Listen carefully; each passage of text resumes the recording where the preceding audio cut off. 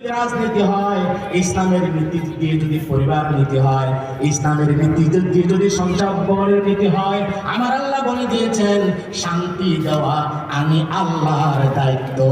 বড় করে বলেন, আরো জোরে বলেন। ইসলামের উপর বিচল থাকা, এটা ৩ নম্বর কারণ হচ্ছে এটি আল্লাহর নিয়ামত এবং পূর্ণাঙ্গ জীবন ব্যবস্থা।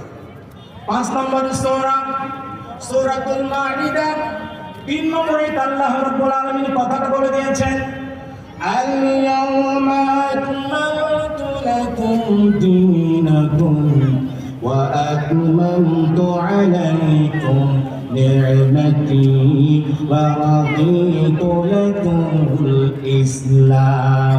বড় করে বলেন, আর জোরে বলেন। আল্লাহ রাব্বুল আলামিন বলেন নবী যে ইসলাম